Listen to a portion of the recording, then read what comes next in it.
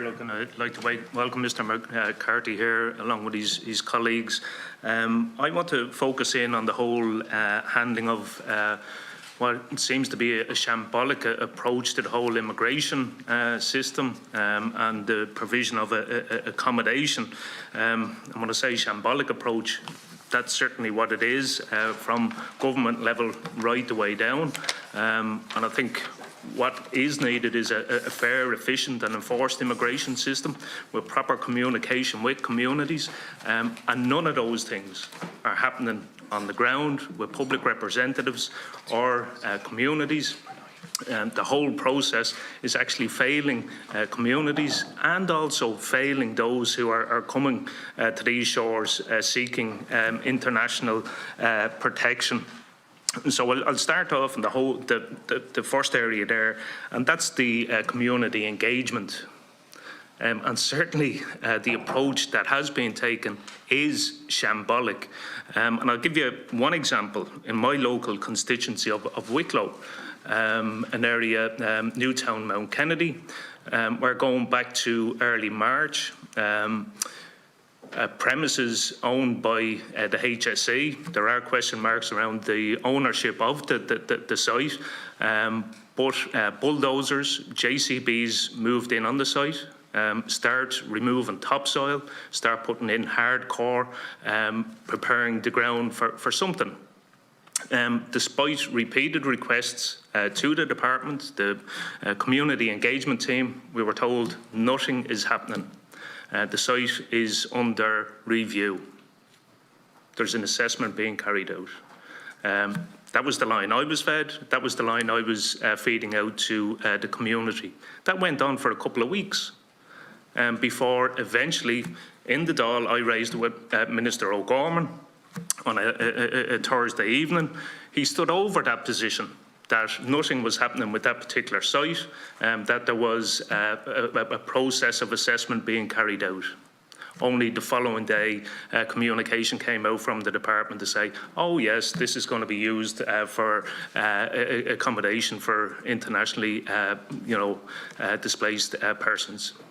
So that was a complete failure of engagement with the community, and it actually got the backs of the community up.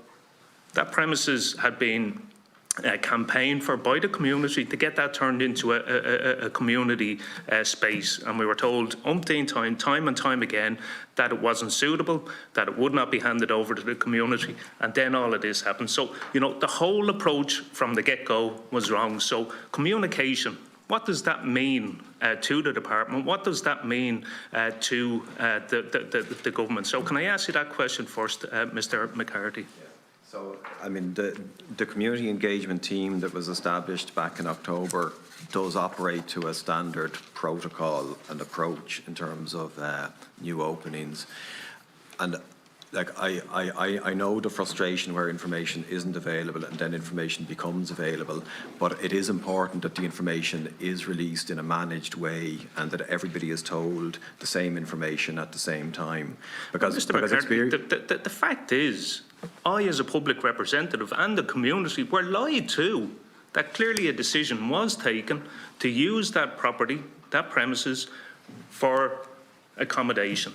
And we were lied to right up until the last minute. The work was being carried out on the ground.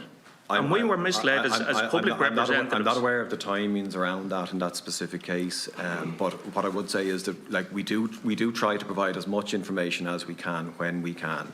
I mean, there will be instances, and I'm not talking about this particular case, there will be instances, for example, where somebody is preparing an accommodation that they intend to offer to us, but we wouldn't be in the loop at all in respect of that. We wouldn't have been party to any conversations around that. I don't want to labour the point. No, I appreciate the point. Can you see the difficult position that it's putting public representatives in when we're looking to bring communities with us in terms of what needs to be done, and this mismanagement, at a very basic level of communication, when people are being lied to from the get-go and something is happening on the ground. Sorry, Chair, I'll finish on that point. Can I just ask in terms of assessment, what does that mean? because I'm aware of, the engagement between the department and other departments looking for space, looking for premises. So what assessment did actually take place in that situation, or any other location where accommodation is being sought to be provided? Because, I mean, as far as I can see, it goes right back to the failure to have a coherent plan in place, that the approach being taken by the department seems to be led by speculators making millions from the process. So what community audits actually take place in an area such as Newtown or anywhere else before a decision is taken to put in accommodation centres? Yeah, and just to pick up on on public representatives being misled, or whatever form of language you wish to choose around that. I mean, just to make the point, we do really appreciate the support of local public representatives on the ground when it comes to challenging openings of this nature. And we are keen that public representatives are told the same information at the same time, which is the approach that the community engagement team seeks to take. We can always build on experiences of openings that went well or didn't go well, and modify and evolve the protocol around that, and we're very open to that. Well, unfortunately, Mr. McCarthy, I've heard that mantra from the top, from the minister, from the Taoiseach, former Taoiseach, right the way down, that yes, we're going to tighten up on communication and engagement. But the reality on the ground is completely different. And it's actually, it's causing huge tensions in communities, which makes the integration piece at the end of it near impossible. So we're creating fires within communities where there doesn't need to be those issues. Absolutely. So communication is key. So, no disrespect to you. I know you're here to do a job and tell us what's happening. But communication, like I've been raising this for 6 months or more, and I've been told that there's different things happening in the Taoiseach's office in terms of, communication and coordination. None of it's happening. None of it's happening, and it's creating chaos in communities. Look, it is important to point out that we have opened 200 new accommodation centres for international protection since January of last year. Okay. So while there are... Sorry, I'm just conscious of the time. That community audit piece, so before a decision is taken to open an accommodation centre or something like that in the community, what is done in terms of engaging with the HSE, in terms of, access to, GPs, dentists? Is there any audits being carried out in communities? There's continual contact with HSE, with health, with education around what we are doing, and they're in a position to identify particular pressure points. So we're in a continual dialogue with other parts of the system around where the particular pressure points are. So that does come into play. Okay. Look, sorry, I'm just conscious of the last 2 minutes. The point in relation to the 200 was simply to say that while there have been very, very high profile and difficult and challenging instances of resistance and openings that created difficulties, there have been very successful low-key openings as well within Absolutely. That 200 where there is community support, and people are welcomed into those communities, and it is important to acknowledge that. Absolutely, and I acknowledge that there is good work going on at different levels. Yeah. But when it goes wrong, it goes wrong, and the case in Wicklow currently on the ground went wrong from the get-go. It did go wrong from the get-go. I just want to touch on, the numbers that have actually come to the state that are currently in the process of applying for asylum. What are the up-to-date figures? Do you have the those? Latest? Have you Deb J? Is that applications in the last year? Yeah, so those seeking international protection currently within that we're providing accommodation. We're providing accommodation for about 29,000 people at the moment. Okay. About 13,200 people applied for international protection last year, and about 13,600 applied for international protection in 2022.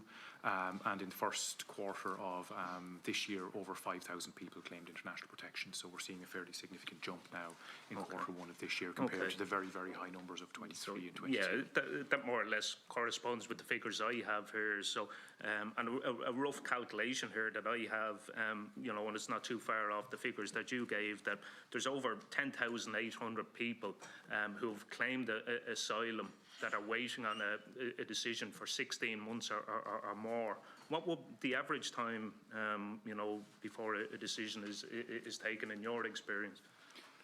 Do you want to? Look, it is a Department of Justice matter, as you know, I'm aware of that, but yeah. obviously it has a huge impact in terms of the provision of accommodation. It absolutely does, and most recent figures I've sort of heard about or read from maybe a couple of months ago, I think the average processing time was at about 13 or 14 months, but I think you need to clarify that with the Department of Justice. Okay.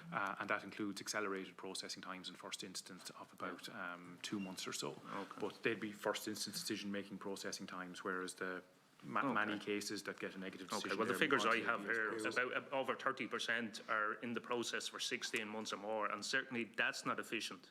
That's what's creating the bottlenecks within the system, where you as a department are going out, you know, and trying to source accommodation in areas where it's basically not fit for purpose because there isn't an efficient system. Can I just, one more quick question there? There is a right of appeal as well, which kicks in, which obviously prolongs it, and that can be a particular bottleneck. Not in all cases, though.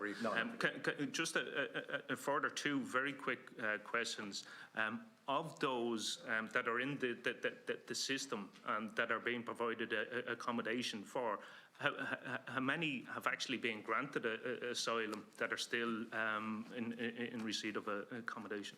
Just over 5,700 is the most recent figure. 5,700. And how many, just very, very briefly, how many are in the accommodation where a decision has been refused? And accommodation is still being provided. Do you have? I don't have an up-to-date figure on that, but the most recent figure I had was in the region of 100 or less. 100 or less. So we've very few in that ballpark, Deputy.